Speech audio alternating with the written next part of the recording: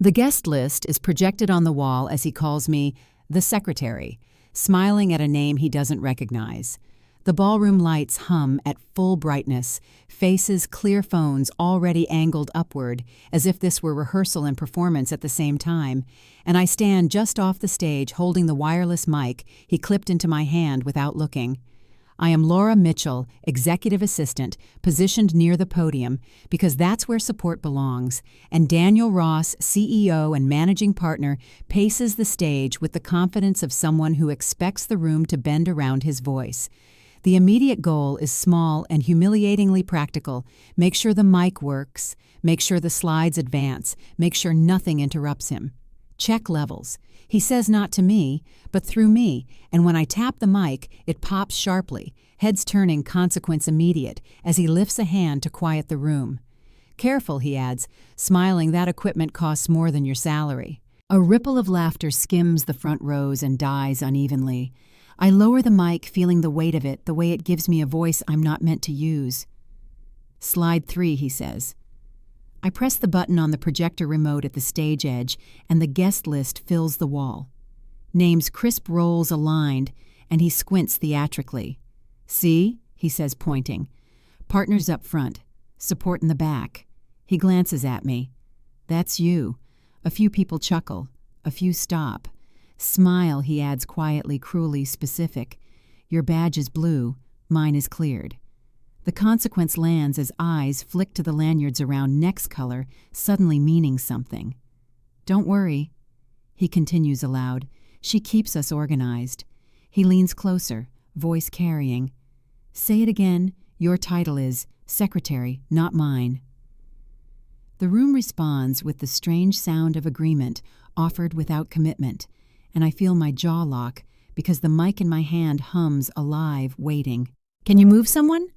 Whispers from the aisle, immediate constraint as I step back, half lit by the projector glow that washes over everyone except me. Daniel gestures to the screen. Read the names he says. Make sure nothing's missing. The instruction is a trap. I know it even as I comply. I scroll the list advancing, and a woman near the front leans to her neighbor. That seat number isn't yours, she murmurs to someone else, and the consequence ripples when the neighbor straightens, confused. Daniel laughs it off. We'll sort it, he says. She handles logistics. He taps the podium. Time's tight. The crowd's attention tightens with it clock pressure. Without a clock, the sense of doors closing soon.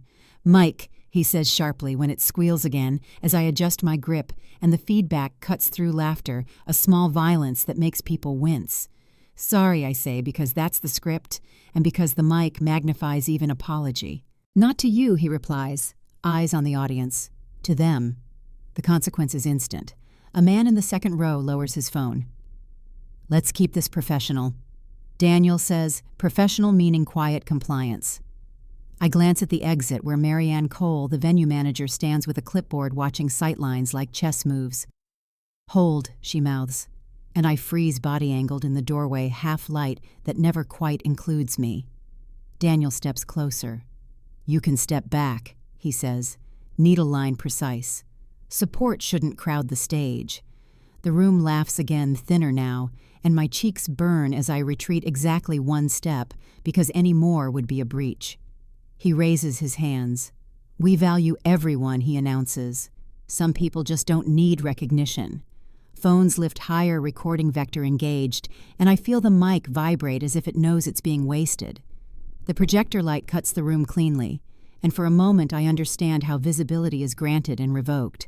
Next slide, Daniel says, and when I advance it, a name he doesn't recognize sits where he expected his own. Huh, he mutters, audible. That's odd. A murmur spreads, consequence immediate, as a partner cranes forward. Whose is that, someone asks. Daniel smiles, controlled. A typo, he says. We'll fix it. He looks at me. Fix it. The command lands like a hand on the back of my neck. Now, he adds before I can speak. I press the button again, the list shifting, and the room exhales as if order has been restored, but the eyes that met mine a second ago look away. You're good at this, Daniel says, patting the mic against my palm, the touch deliberate. Stay where you are. The consequence is a narrowing of space. I am anchored visible enough to be used, invisible enough to be dismissed. Smile, he repeats softer. Cameras love that. I lift my chin because the mic hums and because the door behind me is closed and because every face is turned forward, waiting for a voice that isn't mine. The mic warms in my hand as the room realizes I'm not stepping back anymore. I was 32 then, still telling myself the job was temporary, still believing competence would eventually outrun condescension. I'm Laura Mitchell, executive assistant from Boston, Massachusetts, and my days moved to the rhythm of other people's urgency long before I learned how much of it I controlled. The office lived in daylight glass walls, white conference tables, faces always readable, and I wore my lanyard badge like a passport that opened doors without granting a destination. My immediate goal back then was stability. Keep the calendar clean, keep the partners moving, keep mistakes from surfacing where they could bruise egos. "Morning, Laura," Daniel Ross would say as he passed, not slowing, and I'd answer morning, already tracking the meetings he'd forget he approved. "Print the deck," he'd add. "Actually, no, hold it." Then 2 steps later, "Never mind, bring it." The badge swung against my chest as I followed blue strip, catching light access granted in increments. In meetings, I took a chair near the wall, notebook open, pen aligned. "You can take notes." Daniel would say, eyes on the room, and someone would smirk. "She's good at that," a partner joked once, and the consequence was laughter that made it harder to speak later. I spoke anyway when facts mattered. "That conflicts with the client call," I'd say. Daniel would pause, then nod. "Right," he'd reply as if the thought had arrived on its own. "Good catch. No credit, no friction, just the quiet erasure that felt like professionalism." At lunch, I ate at my desk, scrolling spreadsheets, the hum of the fridge in the break room, a distant comfort. "You don't need to see this," someone said one afternoon, sliding a folder past me. "It's partner level." I nodded. Consequence immediate, as the folder returned hours later with a sticky note. "Please send." I sent it without reading, because that's what support does. The motif seated itself without my naming it. I waited in the doorway where light never fully reached, listening to decisions echo past me. "Badge check security," said once during a drill, eyes scanning colors. "Blue," he confirmed, stepping aside. "You're fine." The word fine carried a ceiling. Daniel called from his office. "Laura, schedule a review," he said. "With legal." "Which file?" I asked. "The one you know," he replied, needle line precise. "You've been here long enough." The consequence was a week of assembling documents I wasn't meant to understand. "Don't overthink it," he added when I hesitated. "Say it again. Your title is secretary, not strategist." "A junior partner." Jason Lee lingered by my desk later. "You okay?" he asked, voice low. "Fine," I said, and he nodded, eyes dropping to my badge. "Blue suits you," he joked, then flushed. "Sorry." "It's fine," I repeated because the badge swung and doors kept opening. In the hallway outside the boardroom, Marianne Cole adjusted a sign. "You can stand there," she told me, pointing to the side. "Sightlines." I stepped where directed, half-lit, watching the projector glow paint faces I knew better than they knew themselves. "Advance the slide," Daniel said through the door. "Not yet," a partner snapped. "Wait." The consequence was a pause heavy enough to teach me timing. I learned when to speak and when silence kept my job. "Send the follow-up," Daniel said after meetings, "and remind them it was my idea. I sent it." The email came back with a thank you addressed to him alone. "Good work," he told me, meaning keep it that way. The badge brushed my collarbone as I stood to leave one evening after hours, access still active. The office was quiet, the glass reflecting a thinner version of myself. "You don't have to stay," Daniel said from his doorway, jacket on. "I know," I replied, and stayed anyway. I understood then that access was not recognition, just proximity on borrowed terms. When the firm announced the upcoming event, Daniel waved the plan. "You'll handle logistics," he said. "Stay invisible." "Understood," I answered, because the consequence of misunderstanding had already been taught. Jason slipped a seating chart onto my desk later. "For reference," he said. "Just logistics." I tucked it into a folder, badge swaying, and felt the quiet click of doors opening after hours. Doors that never led to the room where names were spoken aloud. The badge kept swinging, and I kept walking through doors that were never meant to be mine. The back office smelled like toner and stale coffee, the kind of quiet that settles after people leave, but work doesn't. I was there to confirm logistics for the event. Nothing more, my immediate goal simple: make sure every name matched every seat before anyone noticed a mistake that would land on me. The printed seating chart lay open on the desk, paper edges curling slightly under the fluorescent light rows, labeled with tidy precision. "Just logistics," Jason Lee had said when he dropped it off earlier, his voice, careful eyes already scanning the hallway. I traced the rows with my finger, matching them to the digital list on my screen, and that was when I saw the thread still open in the corner of the monitor, an internal email chain minimized but not closed. I shouldn't have clicked it. The cost was immediate. My heart jumped when footsteps paused outside the door, but the subject line pulled me in: strategy alignment internal. The messages weren't addressed to me, but my name appeared anyway, folded into sentences that assumed my presence without acknowledging my voice. Laura has already coordinated the timeline, one line read, tagged with a short reference code, MX7A, and marked for the back office review. Another followed: she'll handle execution discreetly. Discreetly sat there like a verdict. "You weren't supposed to see that," Jason said suddenly, half in the doorway, consequence snapping into place as I minimized the window too late. I wasn't reading, I said, which was technically true when he looked at me. He hesitated. Daniel's picky about access. He added, needle-line soft, but specific. "You know how it is." "I do," I replied, my hand resting on the seating chart as if it could anchor me. He glanced at the screen, then away. "Just be careful," he said. When he left, I reopened the thread pulse loud in my ears and scrolled. Timestamps sat there without dates, just enough to show sequence, enough to show planning. One message mentioned a meeting in the back office. Another referenced a document I'd sent without reading weeks earlier. The realization landed with weight. I wasn't excluded because I was unimportant. I was excluded because I was useful without attribution. "Print 2 copies." Daniel's voice echoed in my head, and I remembered how often he'd said it, how often I'd complied. I printed the email thread pages warm in my hands and slid them beneath the seating chart, hiding them as the copier whirred again down the hall. The risk sharpened everything. If someone walked in now, if Daniel saw this, the consequence would be swift and clean. I folded the pages, tucking them into my bag, and the doorframe caught my reflection, half-lit, familiar. The motif tightened without asking permission. "You're still here," Daniel's voice cut through from behind me, sudden enough to make me flinch. Finishing up, I said, keeping my tone even. He stepped closer, eyes on the chart. "Make sure the front row is right," he said. "Partners notice those things." "I will," I replied. He tapped the desk. "And don't overthink emails," he added, eyes flicking to my bag. "Some threads aren't meant for everyone." The consequence was a narrowing of air. He knew enough to warn me without accusing me. "Understood," I said. He smiled, satisfied. "Good," he replied. "That's why you're good at this." When he left, I sat down hard, the chair creaking loud in the quiet room. The chart on the desk no longer looked neutral. It looked like a map. I adjusted the pages until a name sat where it shouldn't, just to see if it fit. It did. The mini twist wasn't fear. It was clarity. I wasn't imagining the imbalance. I was inside it, positioned precisely. I zipped my bag, the printed emails safe for now, and turned off the monitor. As I stepped into the hallway, the lights dimmed automatically, leaving me in the doorway's half-light again, but this time I didn't move right away.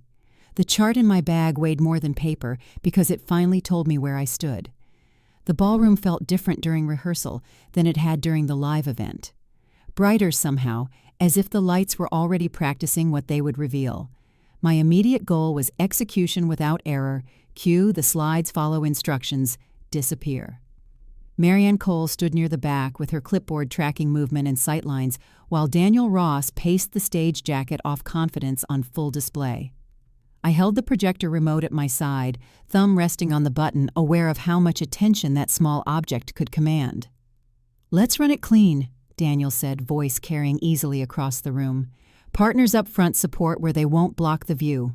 A few people laughed, consequence light but unmistakable as heads turned toward the rows. "You," he added, pointing without looking at me, standoff stage. I stepped exactly where he indicated, half lit by the projector glow, the remote warm in my hand. Slide 1, he said. I pressed the button and the title filled the wall. Good, he nodded. Slide 2. I advanced it again. The seating chart appeared larger than I expected, names, crisp roles aligned or not.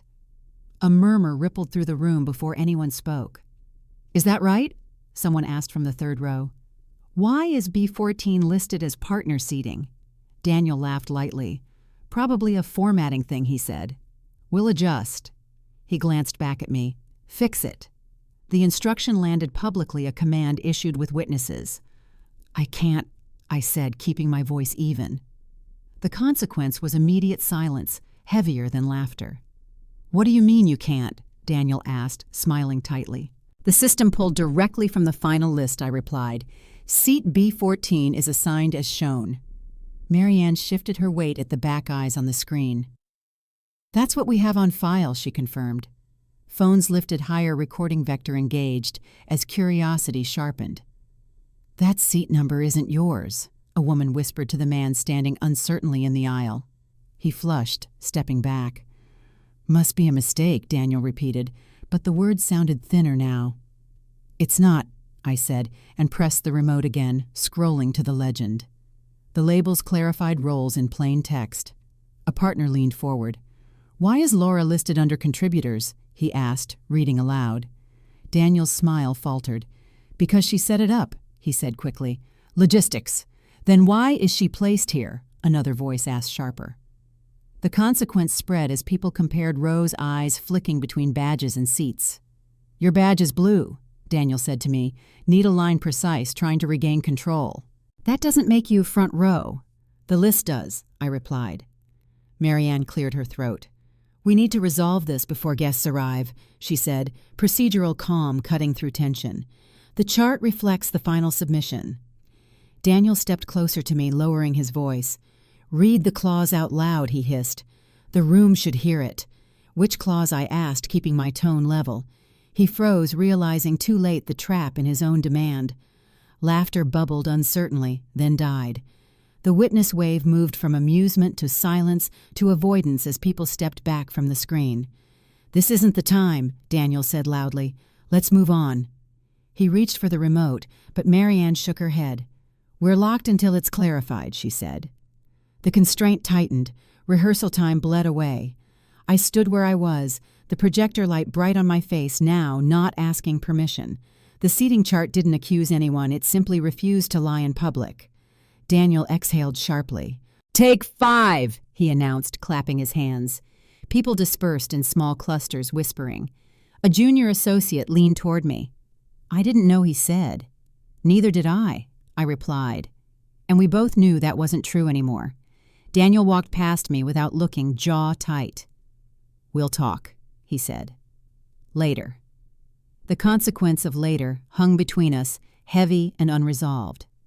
I lowered the remote, aware that the room had shifted, that a private imbalance had crossed into public awareness. Once the screen spoke for itself, the room could never pretend it hadn't listened. The lobby outside the ballroom was quieter carpet, muffling footsteps, glass doors reflecting fragments of conversations that stopped when I approached. My immediate goal was distant space to think without turning speculation into spectacle. I carried the sealed legal envelope Marianne had handed me moments after rehearsal, broke her fingers lingering just long enough to communicate caution. For your records, she'd said procedural calm, masking concern. I found a bench near the windows, city light diffused through rain-streaked glass, and sat with the envelope on my lap, heavier than paper should be. You okay? Jason asked, hovering at a polite distance. You stirred something in there. I didn't stir anything, I replied. I displayed it. He nodded, eyes flicking to the doors. Daniel's furious, he added, needle-line quiet. He thinks you embarrassed him. He embarrassed himself, I said, surprised by how steady my voice sounded. Jason shifted. Be careful, he said again, then left the consequence of proximity becoming avoidance. I slid a finger under the envelope flap, pausing aware that opening it would collapse the last excuse I had left. The seal tore with a soft rip.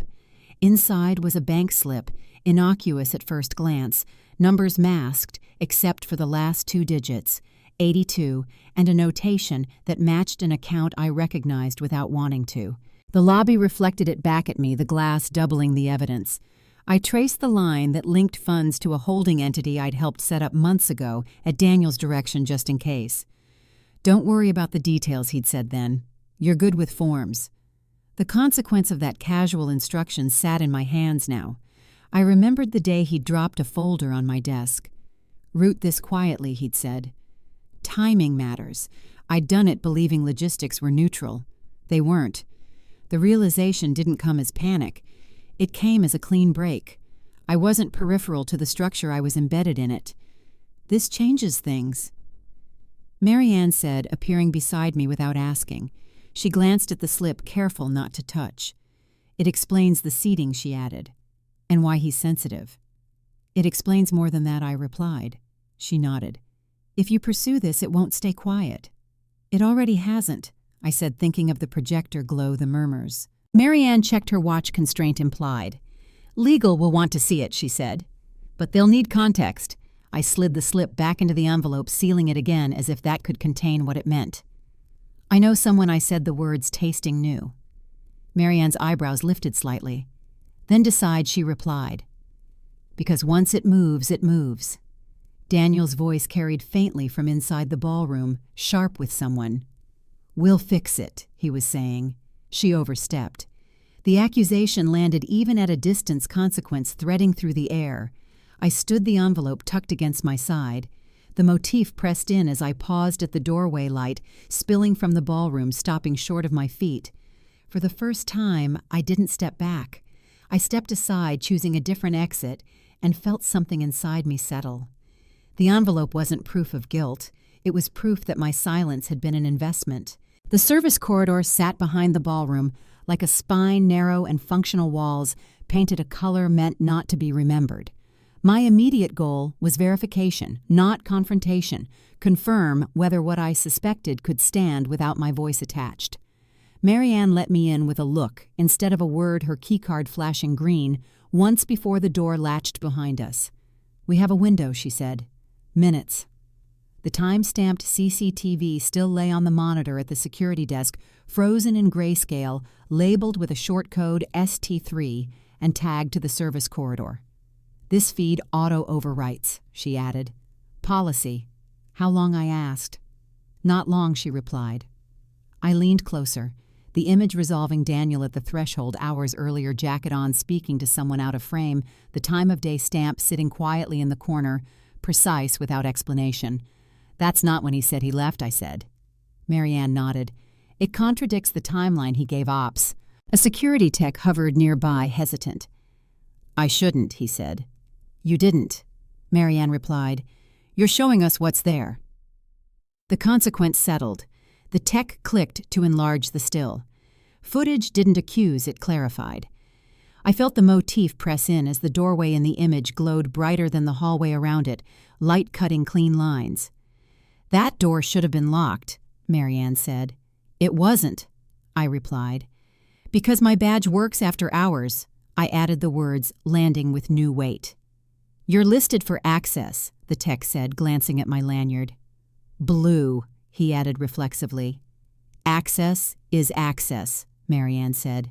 "Color doesn't change logs." Daniel's voice echoed faintly from somewhere above, sharp with irritation. "Find out who leaked it," he barked, not knowing how close he was to the proof. "He's circling," the tech said. "If he asks, he won't." Marianne cut in. "He doesn't look back." I watched the still again, noticing the angle of Daniel's body, the way his hand rested on the doorframe, as if it belonged to him. The contradiction was clean. He had said he left early. The camera said otherwise. "Save it," I said. "External." The tech hesitated.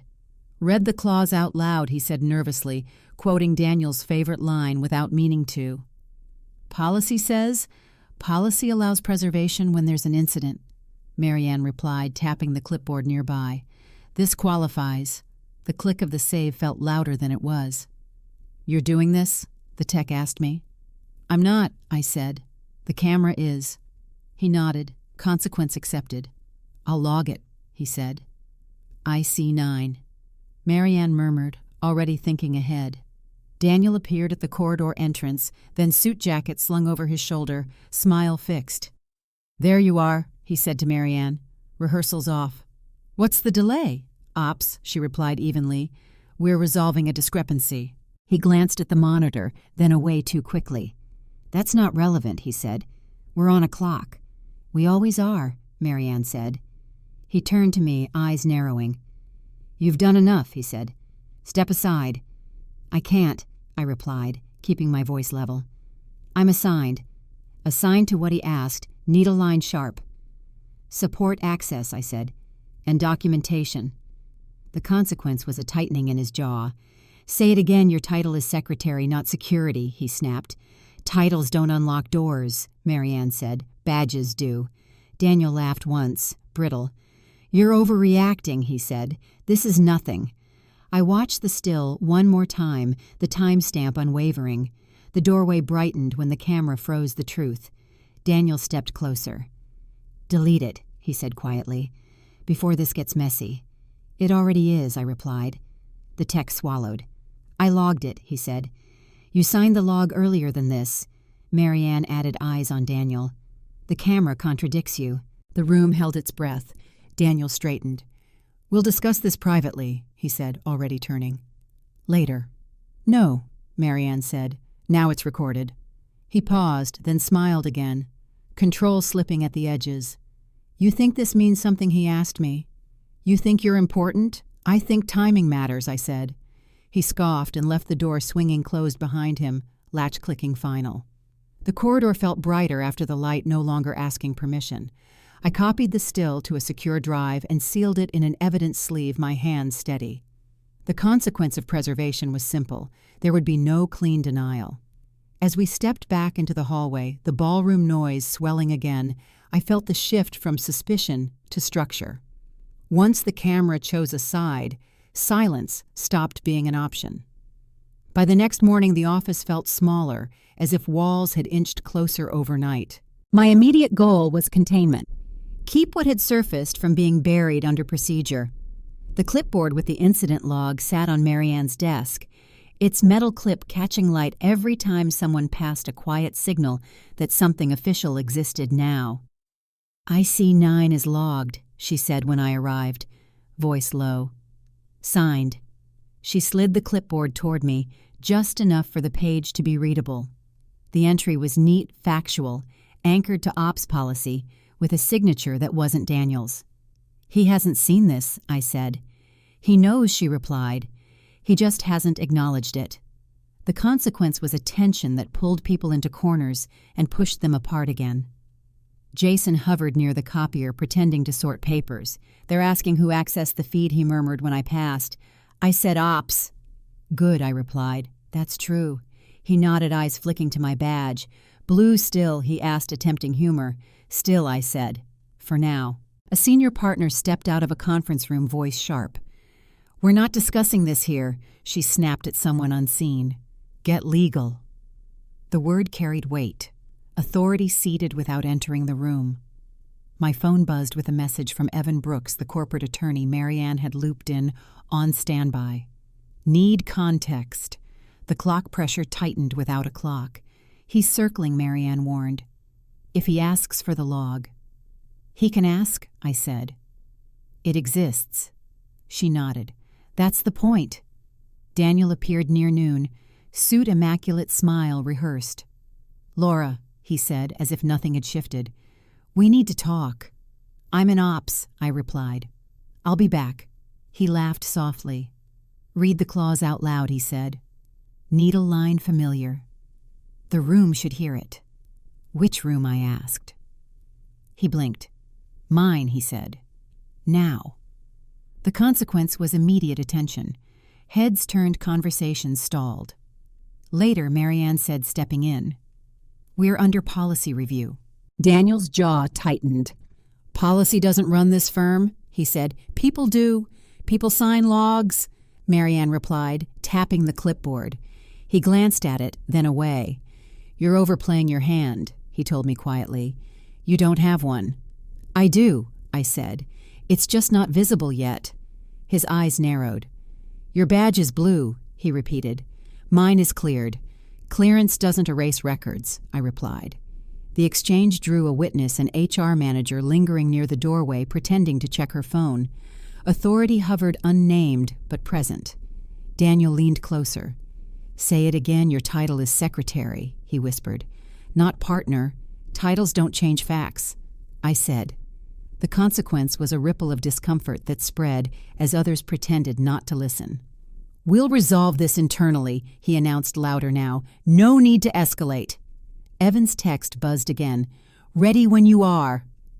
I slipped the phone back into my pocket, the weight of decision settling. The clipboard remained on the desk immovable. A junior associate approached Marianne. "Do we proceed with the event?" he asked. "Yes," she replied. "As planned." The words carried implication. Nothing would be postponed to make this disappear.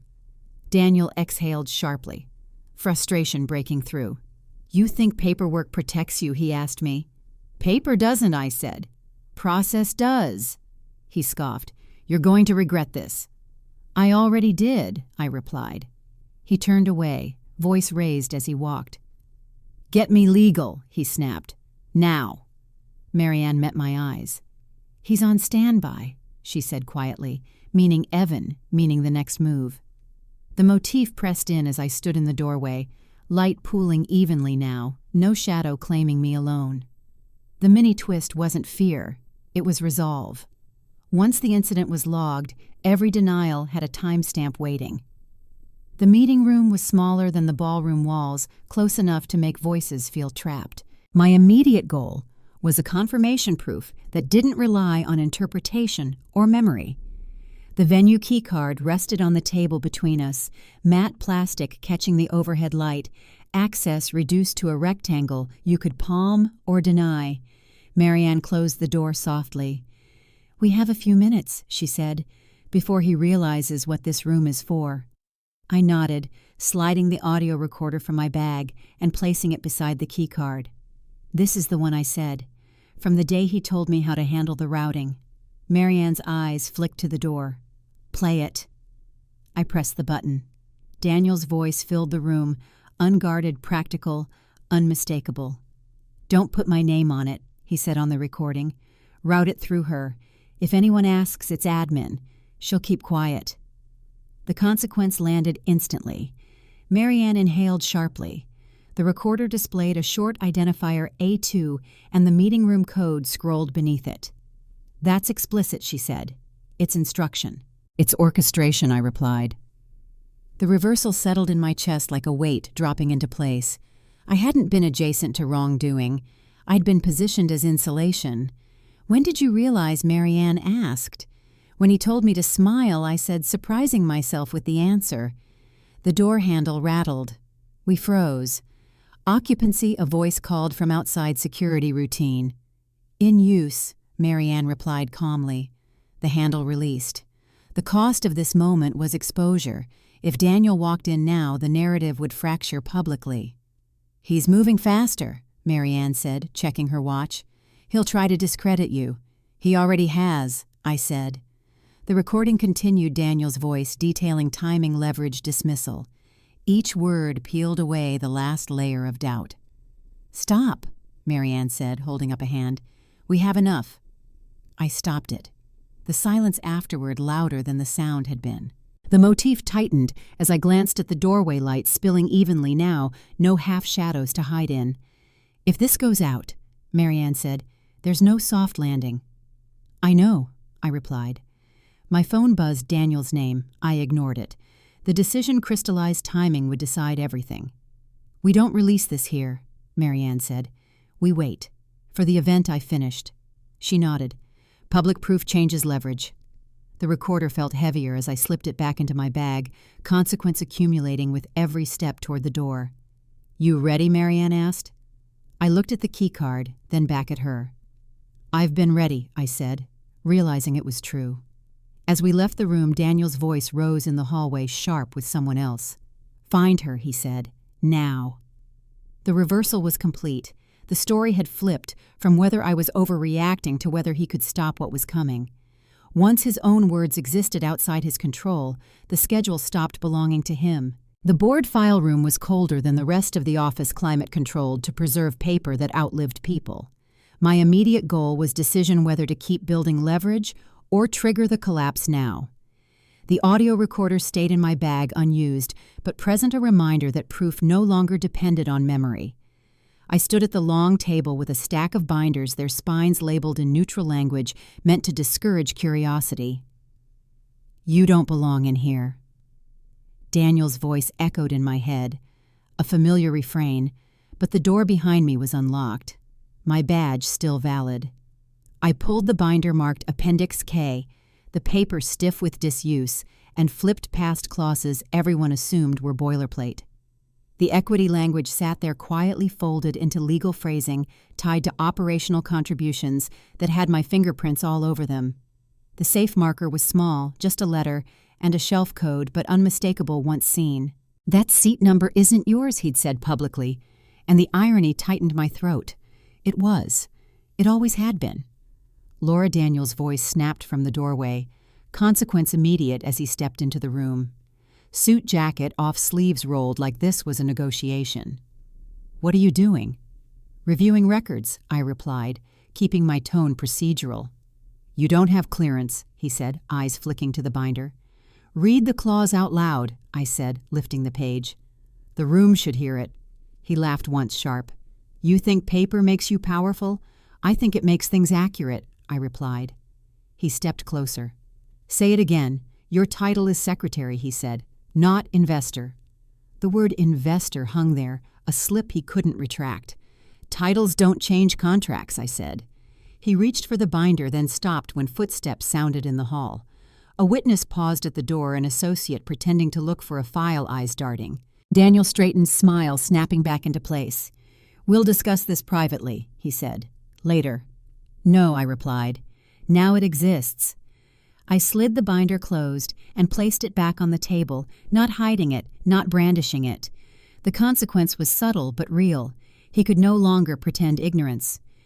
"You're making a mistake," he said quietly. "You'll lose everything." "I already did," I said. "That's why this matters."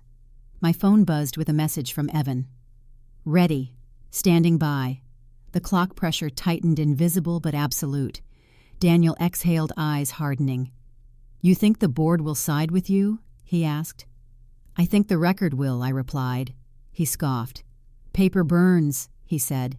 "Screens don't," I replied. Thinking of the projector glow, the CCTV stills the audio file waiting. The witness at the door shifted away, discomfort spreading like a stain. Daniel stepped back, recalculating. "You won't do it," he said, trying one last needle line. "You're not built for this." "I've been built into it," I replied. He stared at me, then turned abruptly and left the door swinging shut behind him, with a hollow sound that echoed longer than it should have. I remained where I was, the binder closed, the decision complete. There would be no more quiet corrections, no internal fixes. The next move would be public by design. Once the appendix was read for what it was, there was no private way back. The ballroom was full this time, not rehearsal bright, but event bright, every face visible under clean stage lights, every phone already angled as if the room expected something before it knew what. My immediate goal was execution. No deviation, no explanation, until proof stood on its own. The glass podium gleamed at center stage, transparent enough to promise nothing was hidden, solid enough to anchor the moment. Daniel Ross stood beside it, smiling for the crowd, confidence recalibrated into charm. "Thank you all for being here," he began, voice smooth through the house system. I waited just off stage, the legal notice folded neatly in my hands. Evan Brooks positioned near the aisle jacket, buttoned expression, neutral authority present, but dormant. "Before we begin," Marianne said into the wireless mic, stepping forward with procedural calm, "we need to address a discrepancy in the program." A ripple moved through the audience, annoyance first, then curiosity.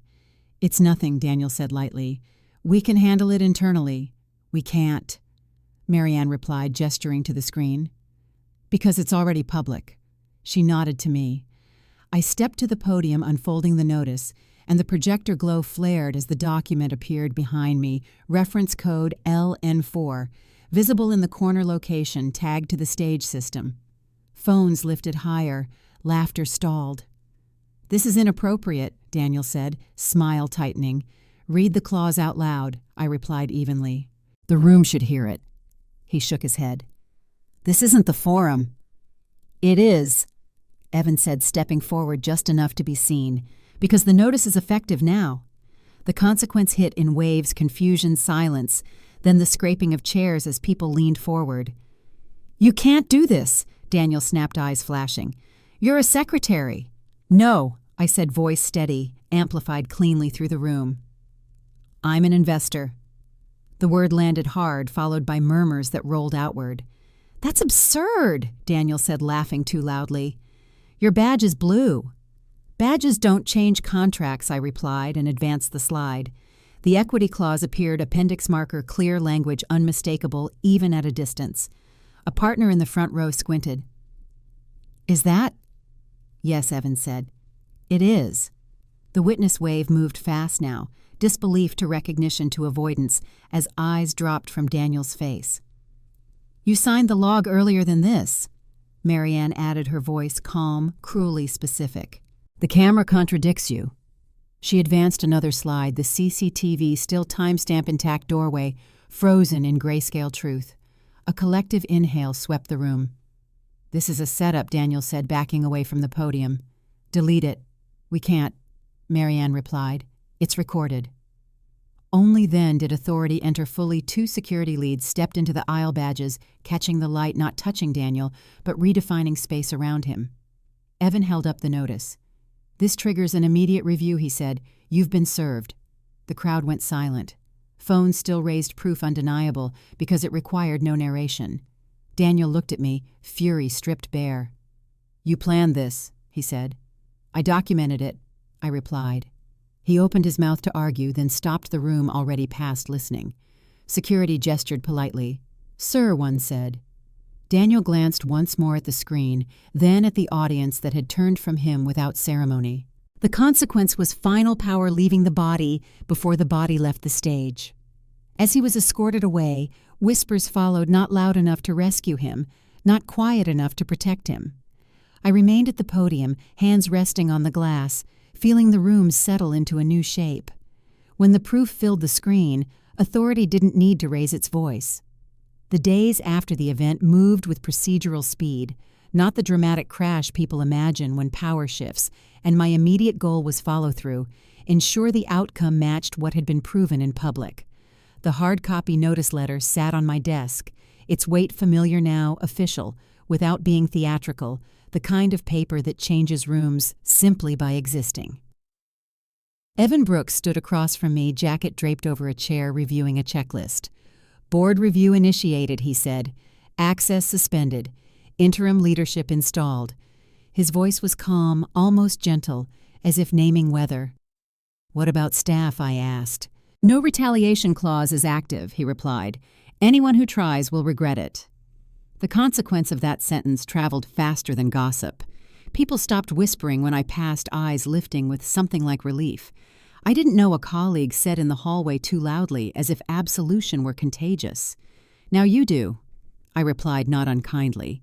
The office looked the same, glass walls, white tables, but the sound had changed conversations, measured jokes missing their edge. Marianne walked with me to a conference room where the board dialed in faces tiled on a screen. "We appreciate your cooperation," the chair said, "and your discretion." "Those aren't opposites," I replied, surprising myself with the firmness in my voice. A partner cleared his throat. "We owe you an apology," he said. "We thought you assumed I finished," and he nodded, chastened. The letter moved from my desk to the board table, passed hand to hand like a relay baton that ended a race no one wanted to admit they'd been running. "This will be finalized today," Evan said. "Equity acknowledged, compensation adjusted retroactively. The numbers mattered, but less than the acknowledgement that followed my name spoken without qualifiers." In the hallway, Jason caught up to me. "They reassigned Daniel's office," he said, eyes wide. "It's empty." "It was always empty," I replied, thinking of how authority hollows itself out before it collapses. An HR manager approached clipboard in hand. "We're updating titles," she said. "Do you want accuracy?" I replied. "Nothing else?" She nodded, scribbling. The motif eased as doors opened without pause. Now no half-light deciding whether I belonged. In a small meeting room, Evan laid out the final steps. "He'll contest," he said. Quietly. "Quiet suits him," I replied. "Public didn't." Evan smiled faintly. "You handled that well," he said. "Most people would have enjoyed it. Enjoyment wasn't the point I said. Completion was." Outside, the city moved on, unaware of the correction it had witnessed. Inside, staff gathered for a brief address. "We're moving forward," the interim lead announced, "with transparency. Phones stayed down this time. No one needed proof when the proof had already done its work." Afterward, Marianne lingered. "You okay?" she asked. "Yes," I said, and meant it. "You were never just support," she added. "I know," I replied. The letter returned to my desk, signed, now edges softened by handling. I placed it in a drawer that closed easily, no resistance. Justice didn't arrive with applause. It arrived with signatures that couldn't be erased. As I stood to leave the office, lights dimmed automatically, and for the first time, the reflection in the glass looked proportionate, neither larger nor smaller than it should have been. The work was done, the structure corrected, and the silence that followed felt earned. Power doesn't need to announce itself once the record speaks clearly. I stand near the same stage where it began, present tense folding the past into a cleaner shape, and the room feels quieter than it ever did when applause mattered. The event tonight isn't about announcements or corrections. It's a community forum, modest and procedural chairs set evenly sightlines, clear the kind of gathering that trusts light to do its work without drama. My immediate goal is simple and private. Ensure the record is stored, preserved, and no longer mine to carry alone. The USB drive rests inside an evidence bag at my side, sealed, labeled, the plastic crinkling softly when I move an object that once threatened, now reduced to its proper size. Marianne stands by the door, checking capacity, nodding to me with the ease of someone who no longer needs to calculate angles. "You good?" she asks. "I am," I say. And the answer fits without rehearsal. People recognize me now without performing recognition. There's no pause, no squinting at badges, no whispered translations of role. "Laura." Someone says neutral correct. I take a seat near the aisle, not on stage, not off it either, and feel how ordinary belonging is when it isn't negotiated. The projector hums faintly idle, and the glass podium reflects the room without insisting on attention. Evan passes by, briefcase in hand. "Filed," he says, not slowing. "Final." I nod, because final doesn't mean loud. It means finished. A woman sits beside me, adjusting her jacket. "I watched that night," she says softly. "I didn't know what to do." "You watched," I reply. That was enough. The sentence surprises us both with its mercy. The USB bag presses against my leg, grounding the weight of containment, replacing the weight of secrecy.